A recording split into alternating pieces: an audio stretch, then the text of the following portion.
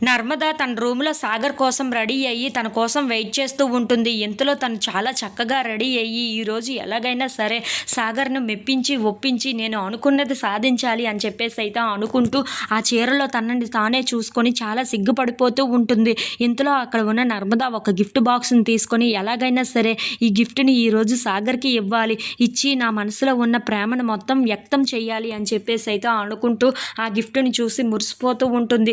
ఈరోజు ఎలాగైనా సరే సాగర్‌కు దగ్గర అవ్వాల్సిందే అని చెప్పేసి అయితే అనుకుంటూ ఆ గిఫ్ట్‌ని అలా చూసుకుంటూ సాగర్ కోసం ఎదురు చూస్తూ ఉంటుంది. ఇంతలో ఎంతకీ సాగర్ రాకపోవటంతో, ఏంటి సాగర్ ఇంత టైం అవుతున్నా ఇంకా రాలేదేంటి, ఒక్కసారి కాల్ చేద్దామని చెప్పేసి అయితే సాగర్‌కి కాల్ చేస్తూ ఉంటుంది. ఇంతలో అక్కడ ఉన్న సాగర్ అయితే ఫోన్ లిఫ్ట్ చేసి, ఏంటి సాగర్ ఇంకా రాలేదు అని చెప్పేసి అయితే నర్మద అడుగుతూ ఉంటుంది. ఆ మాటలు వినగానే అక్కడ ఉన్న సాగర్ అయితే ఇంకో 10 మినిట్స్‌లో వచ్చేస్తాను అని చెప్పేసి అయితే అంటూ ఉంటాడు.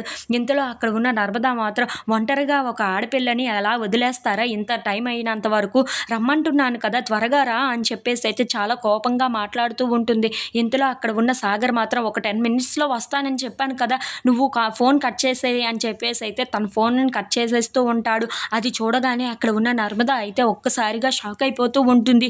ఏంటి సాగర్ ఏం చేస్తున్నాడు, ఇంతవరకు బయట నుండి ఇంట్లోకి రాకుండా, అయినా ఏంటి అంత పెద్ద పని బయటన అని చెప్పేసి అయితే అనుకుంటూ సాగర్ కోసం వెయిట్ చేస్తూ ఉంటుంది. ఎంతకీ సాగర్ రాకపోవటంతో తనైతే డిసప్పాయింట్ అయిపోతూ ఉంటుంది. సాగర్ ఎప్పుడు వస్తాడో ఏంటో, నా మనసులో ఉన్న ప్రేమను, నా గిఫ్ట్‌ని ఎప్పుడు ఇస్తానో ఏంటో అని చెప్పేసి అయితే అలా ఎదురు చూస్తూ ఉంటుంది. ఇంతలో అక్కడ ఉన్న సాగర్ మాత్రం వేరే వాళ్ళ కోసం ఎదురు చూస్తూ అలా అక్కడే ఉండిపోతూ ఉంటాడు.